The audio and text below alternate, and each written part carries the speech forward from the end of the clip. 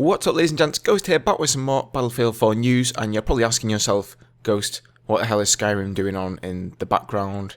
Well, I just recently started up the game. I'm not really sure why I put this in here. I guess that it's just me and my weird sense of humour. But for any of you guys who haven't played Skyrim, I really wouldn't recommend playing it with your monitor set to anything higher than 60Hz, as this is pretty much what is going to happen. Anyway, on to some Battlefield 4 gameplay here. This was taken from my live stream. It's on Parasol Storm. There's quite a lot of good action in here, some jet stuff, and I was playing with friends this round, so if you hear them blobbering there in the background, don't be alarmed. It's not the voices inside your head, it's just a few mates. Anyway, on to the news, guys. First up, DICE have finally posted a new blog post, which has been a long time coming. They haven't done one of these for the longest time now.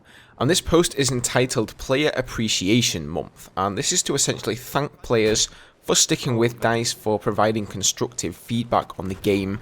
So over the month of February, they're going to be implementing a number of features that us as players, and especially premium members, are going to be able to take advantage of. First up is Battle Pack a day. If you log in the month of February and play one game, you will receive a Battle Pack absolutely free of charge. If you log in a weekday and play a game, so that's Monday to Friday, you'll get a Bronze Battle Pack, and if it happens to be a Saturday or a Sunday, you will receive a Silver Battle Pack. Second, they're going to be implementing a number of shortcut bundles to help newer players unlock some of the weapons in the game. So you're going to be able to implement the first one, which will allow you to unlock grenades and all of the pistols in the game. So for those of you out there who are new to BF4, you feel like you're sort of behind the curve, and there are so many pro players out there that have all of the weapons unlocked, and you want to try and catch up, use some of those awesome pistols like the G18 for example, then you're going to be able to go ahead and simply unlock all the grenades and all the pistol types. On top of that, for premium users, they're adding 2 additional weapon shortcuts, unlocking DMRs and shotguns. Personally, I think this is great because DMRs in Battlefield 4 are pretty crap at the moment, and personally I don't have them all unlocked, so I'm definitely going to take advantage of this here. It's probably going to be a huge pain in the ass to unlock all the DMRs by yourself, since they do really seem so underpowered. Now on top of that, they're also going to be doing a double XP weekend for everybody during the month of February, and if you're a premium user, they're going to be doing a second weekend for everyone who uses premium as well. Next, they're going to be implementing community missions, which are essentially going to be global missions that DICE will be implementing for us, and we will be rewarded for these missions with gold battle packs. Apparently the first of these are going to be to get a specific number of dog tags in a specific time, so there's more details to come on those in the future. And at the end here, the CEO of DICE says, if you're currently playing Battlefield 4, we hope you enjoy this month-long community appreciation. If you haven't played in a little while, it's a great time to get back in the game. Whoever you are, we appreciate the time you spend with Battlefield 4, we thank you for your support, and we hope to keep hearing from you on the Battlefield 4 forums on Battlelog. Here's to a great 2014, Carl Magnus Trodsson, DICE VP and GM. Next up, we're going to be taking a look at some of the new balance changes that are going to be implemented.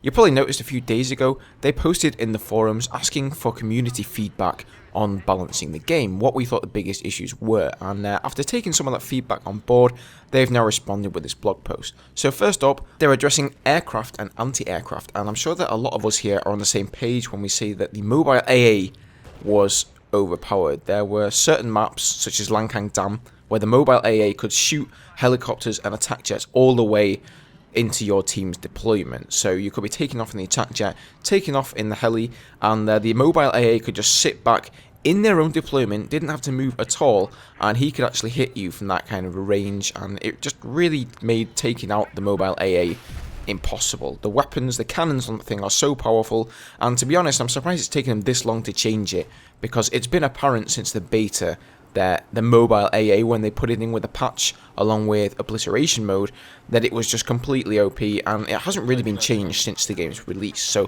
finally they decided to do something about it.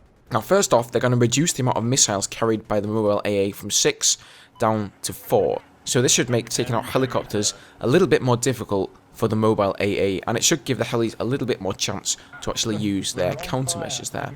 Second, they've reduced the velocity of the mobile AA's cannons down from 1200 meters per second to 800 meters per second, so that has been nerfed by a third, which is pretty hefty. So that's essentially going to make tracking targets, especially jets, a lot more difficult. Not only is the velocity been reduced, but it's also going to mean that the bullets don't actually travel as far. So this should address those issues like on Lankang Dam, where you could actually hit the enemy heli and attack jet in their deployment all the way over from your deployment. If you want to be able to do that, you're now going to have to actually get somewhere around the middle of the map. Alright, next, they've reduced the physical impact of all anti-aircraft missiles to prevent helicopters from flipping uncontrollably when hit.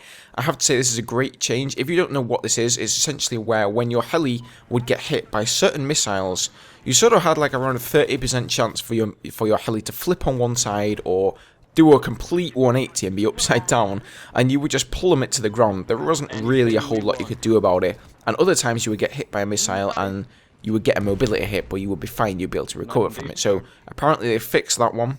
They've also reduced the cone in which active radar missiles search for targets, so it's going to mean that you need to be closer to your target now to actually use active radar missiles effectively. I really agree with this change as well. Active radar missiles were somewhat OP, and it just seems that everybody was using them. You could fire them from such a distance and they would still lock onto your target, that there really didn't seem any point in using normal heat seekers or any of the other missile types. But hopefully now you need to be a little bit closer with those active radar missiles to actually use them effectively. The direct damage done by the attack helicopter's gunner cannon has been increased. Another great change. This has been something that a lot of players have been crying out for since the release of the game. Attack helis just aren't really what they used to be. Even in the beta they were much better because they were a lot more agile, and their agility got nerfed to shit. And you know, since they have limited ammo sabos, the attack heli, even with a gunner, just can't really get a lot of work done on the enemy team, and they have been feeling quite somewhat underpowered, so I really think this is a great change.